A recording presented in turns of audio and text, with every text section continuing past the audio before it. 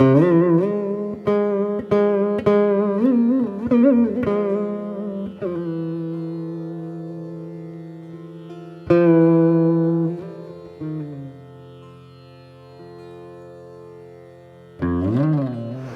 day I was massaging him. He's lying on his stomach. So they bring me into the room to massage him. And I'm massaging his feet. And with the oil and everything. And there's like 6 devotees, you know, the one's doing the legs, the thighs, the back, the neck, the shoulders, you know, the head. I'm doing the feet. I'm massaging.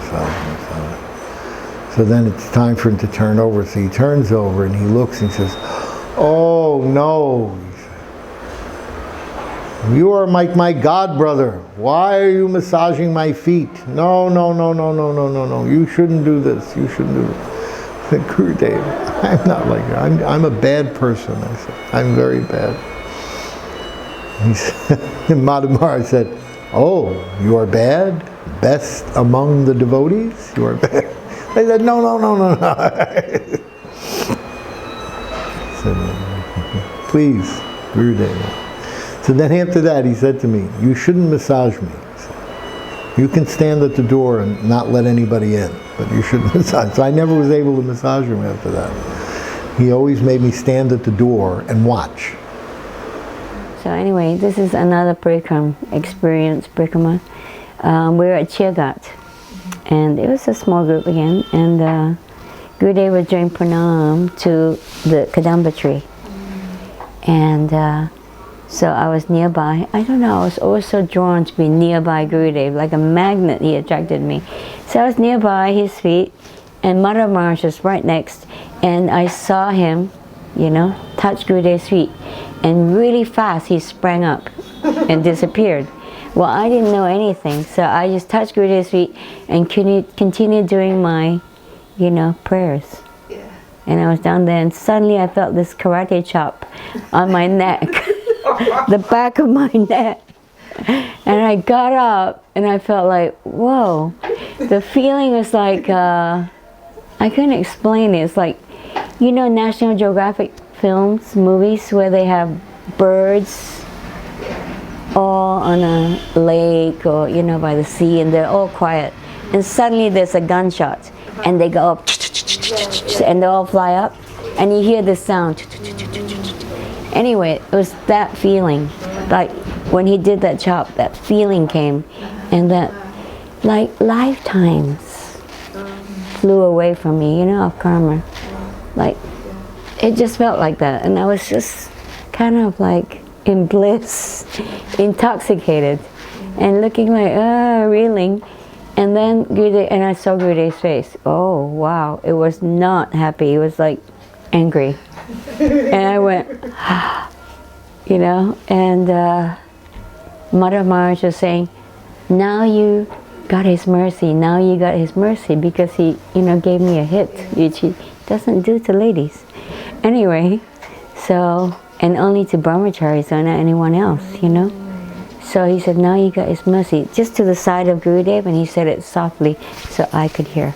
Anyway, I was like looking really nervous at Gurudev, like what to do, and he said, "Never touch me when I'm doing pranam, because otherwise mood will be changed." You know, that's what he said. So, okay, Gurudev. So then we're doing, you know, and then we went to another place. And second, third place after that, I came out of the bus and I completely forgot that whole incident.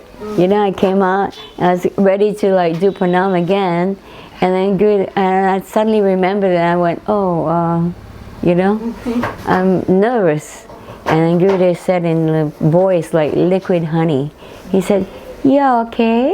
And they were like, "You okay?" He said, and I looked at him without saying anything, and he said, "In future, don't do, but in the mat, you can do anything. You can even dance on my head." And that made me totally confused. What does that mean? In the mat, you can even dance on my head. So anyway, I didn't know what to do. And then Gurudev was standing there, and then Maharaj went like this. He's standing to the side, always just out of Gurudev's line of vision. He went like this, and I didn't know what that meant. So I just did parikrama of Gurudev. Now I've never done anything like this before. It's nothing conscious. I just did parikrama of Gurudev.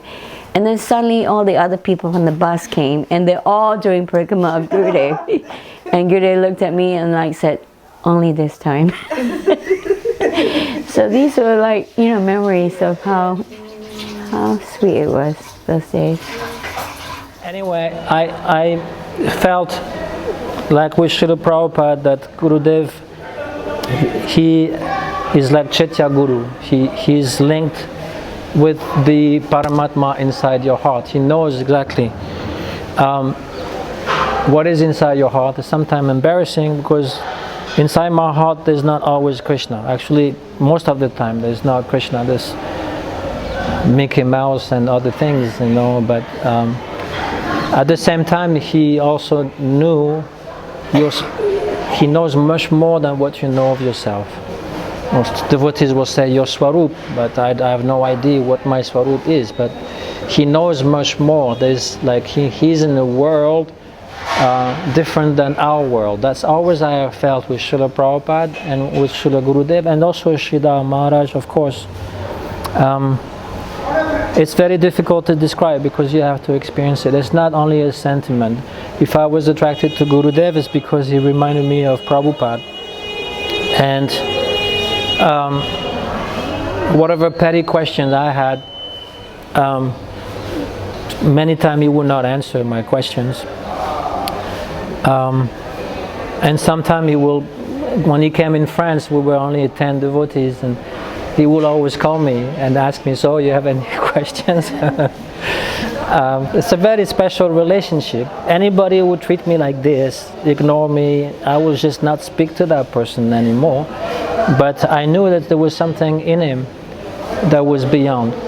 And also, I was very lucky because the last year I went to different festival, and at one point Madhav Maharaj asked me to massage Gurudev's feet, and I did this almost for the entire festival in Italy, and also in Germany, and also in Russia, and I felt blessed. It's special too. I never had that kind of service with Srila Prabhupada. So there's many things other that I can say. I feel embarrassed because I have nothing special to give, but I can say that Gurudev is the right Guru, and different kind of Guru, very elevated, very also close to your soul. So I'm very indebted to all these great souls, Srila Prabhupada, Srila Maharaj, Srila Gurudev, and whoever can remind me of my ultimate benefit. Hare Krishna. First time I went to India after I'd received Harinam and Diksha mantras from Gurudev and properly accepted that I was his. The first time I went to India was for Navadvip Parikrama, and I was a bit nervous about traveling on my own and didn't know where to go, or didn't feel like I would be able to recognize anything or anyone. And when I arrived at the airport, a friend of mine, her mother had met me at the airport and wanted to take me home to her place. But I had a strong feeling, I was supposed to meet another devotee and share a taxi with them, and they had gone ahead. But I had this strong feeling to look up a mutt in Calcutta and just go there. And when I got there, Srila Vaman Goswami Maharaj was there and staying there, and as it happened, he was traveling to Navadvip the next morning. So his disciples there came and said, stay here and you can travel with us. I had no idea of the glories of Srila Vaman Goswami Maharaj.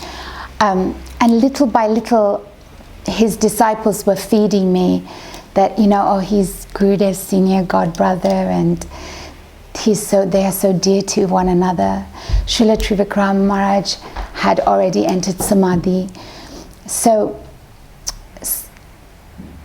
the next day we traveled in a car directly behind Srila Vaman Goswami Maharaj. And at points along the way when he needed to stop and maybe just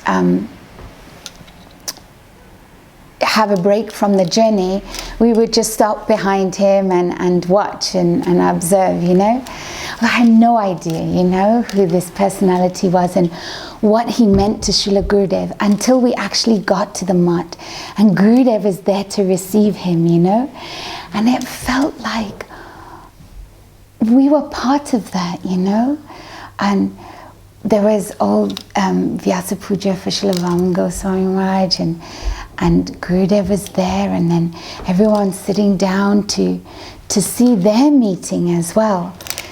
And Gurudev looked over, and just that moment, eye-to-eye contact, and that raised eyebrows say, okay,